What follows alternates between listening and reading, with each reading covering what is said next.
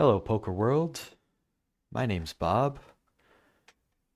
We are Blackbird Poker, and we are playing some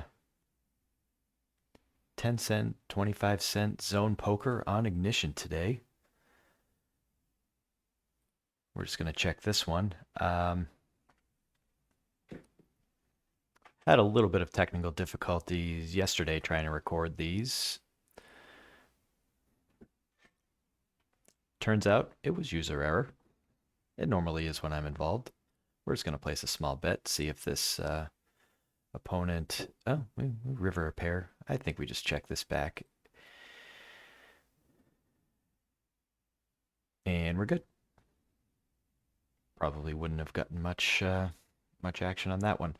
Let me know in the comments if you like this new setup um, without the logos and the description at the top, and my face just superimposed over the game. And we got pocket queens. That's pretty good. Been working a little bit more with OBS software. Geez, every time I get an overpair, we get one of these.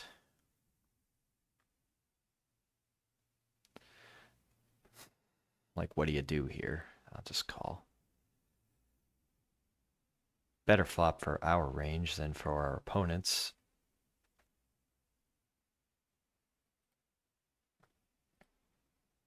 Just place a sizable bet down. Wanted to get into a little bit today about how and why I started playing poker and where it's kind of taken me. Um, it was about 20 years ago. I was working at the Outback Steakhouse at the time, kind of pretending to go to school at UMass Amherst, and I was 21 years old, and I'm just gonna fold that. I tend to fold a lot in zone poker just because you can get you can get premiums like queens um, without having to wait too long. So I was working at the Outback, and a friend of mine asked me if I'd be interested in a card game during the Mike Tyson fight on a Saturday. We were doing curbside takeaway together. We flopped top set. That's pretty good for us. I think it's a bet. We have the queen of spades. I mean, obviously, we don't have the nuts, but we have outs to improve, and we're up against a big stack and a small stack. Let's see if we can get something on the turn that helps us. We might still be okay. We'll continue to bet it. So I was interested. I said, yeah, sure. Once we get done with our shift, we might head it over to another mutual friend's house.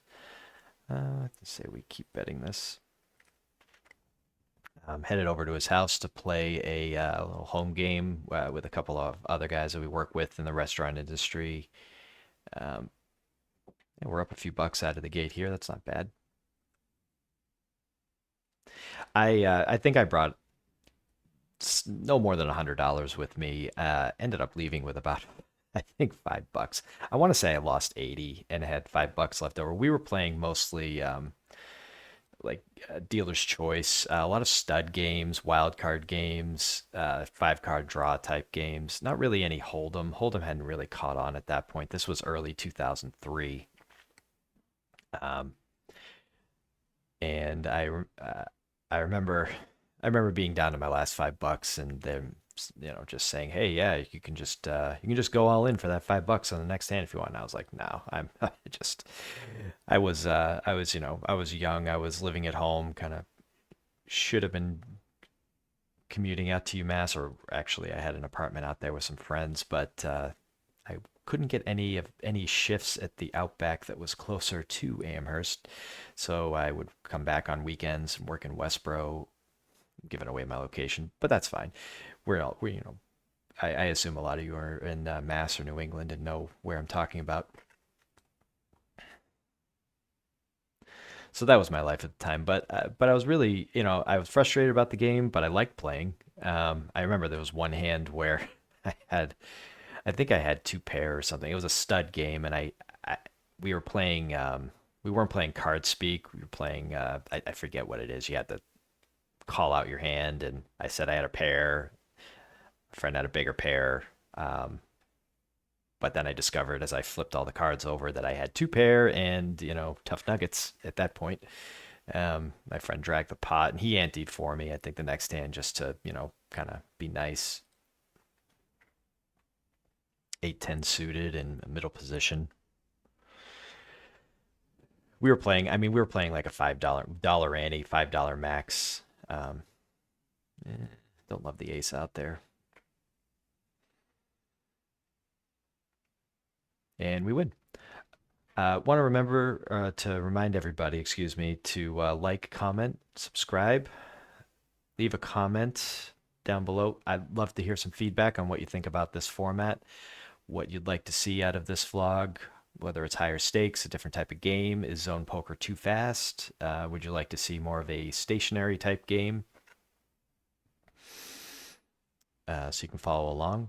Um, so feel free. All feedback is welcome. But we were playing kind of a spread limit, 1-5 type betting structure, and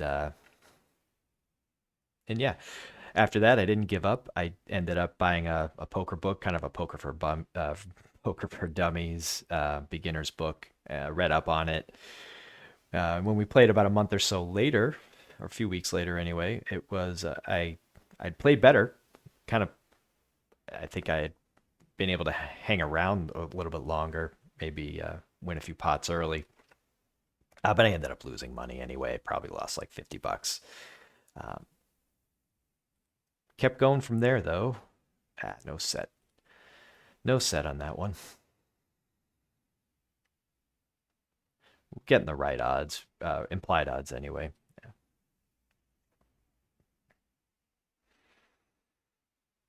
So after that, even though the average uh,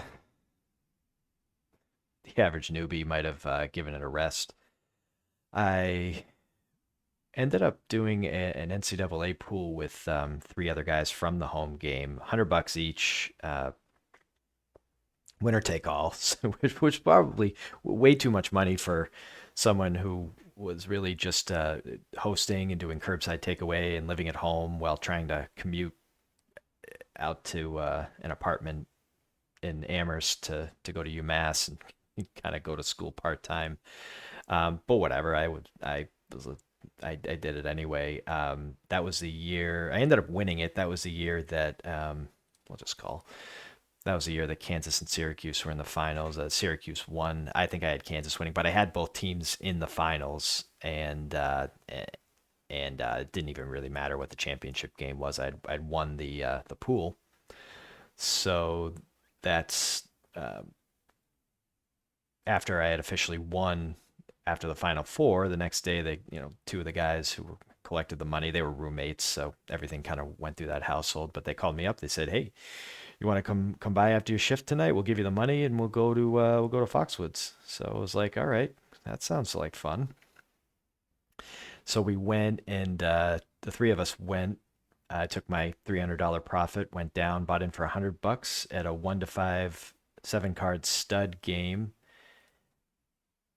and won 300 about $380 that game, which was pretty cool. I had no clue what was going on. I was playing every hand. Probably shouldn't have. I remember like one guy to my right. He'd be the only player in. He'd raise and be the only player in, or he must have been to my left. I can't remember. But I remember thinking I was calling a lot because I'd be like, oh, I can't just let you take the pot, even though I'd have nothing. But I just eventually get there, and it was just. I remember one hand. I actually had four aces one hand, and if you know 7 card stud, you start with 2 cards down, 1 card up. There's no community cards. Next 3 cards are up cards, and then the last river card is down, and 3 of my aces were down. One was up. I was rolled up, as they say. So I started off with 3 of a kind, or just kept betting. It was like check bet all the way to the river. Didn't get called on the river, but showed the hand anyway, and that was pretty cool. So won $380, and then went down a few more times to Foxwoods by myself. just to kind of get to know the games and how a poker room works, and played. Didn't have the same success the next few times playing cash. Played a tournament or two, and then one day the three of us that went down, that had gone down originally, went down for a Sunday morning tournament, which I probably shouldn't have even gone to because I had to switch my curbside takeaway shift from the early shift to the late shift. I think I started at like my shift was at like 4 o'clock, and the tournament was sometime mid morning. I think it was like 9:30. I ended up winning the tournament. They were they were pretty shocked about that. It was crazy. I think two of us played the tournament. The other guy played cash, and I remember he was upset because he went to go have breakfast and then came back and played cash for an hour or so, and was like breaking even, was frustrated because like I had to go because I had to go to work, but I drove. He kind of knew that going in. Um, I remember we didn't even. I think we left a little after 3 o'clock, and I had my shift was at 4, and I was late, and I was really just sweating it out the whole way. But they kind of let it go, and I should have probably spoken up a little bit more to get them out of there. But I felt bad because one of my friends didn't have a lot of time to play, but he could have played the tournament. There was nothing that said he had to go play a cash game and break even, which you know isn't so bad. But I was hooked after that. That was a $1,400 win. I think the tournament was like $55. This was back. I mean, this was 20 years ago when most tournaments were kind of lower buy-ins. 55 bucks. I remember I profited almost 1,400, or I think I left with 14. I don't really. I don't know, but after that, I was hooked, and I was buying all the poker books, Super System, um, whatever else, David Sklansky's books, and started studying and playing more, and been going down to Foxwoods ever since.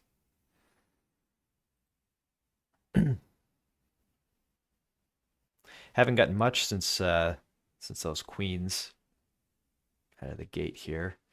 Not getting a ton of resistance. You can be a little bit more patient in these ignition zone games because I mean you don't have to sit around and wait for mediocre hands to play. If you don't have anything invested, if you're in middle position with a hand like 6-8 suited, you don't have to play it. You could just fold and get a new hand. And as soon as somebody else if you're in the blinds, as soon as somebody else shows some aggression, you can just muck and get some new cards.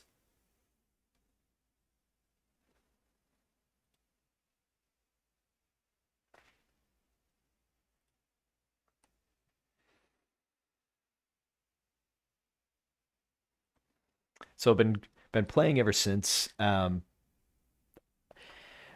Played a lot throughout my 20s until I finally graduated from college.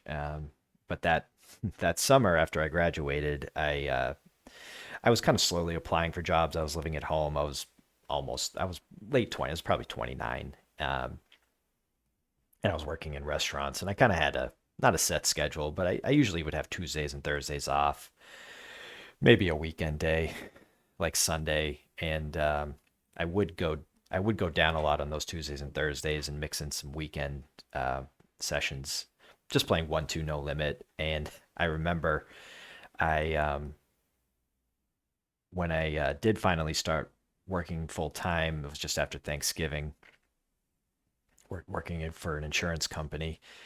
I remember a couple weeks into my new job, I went online to Foxwood's website to check out my promos, and I had about 6 weeks of free hotel rooms Sunday through Thursday. That was back when they were really generous with hotels, and they really wanted to get you in there. I think it was free at the old Two Trees Inn, which is no longer with us. And we got a raise here. We don't have much to defend this with. We'll fold.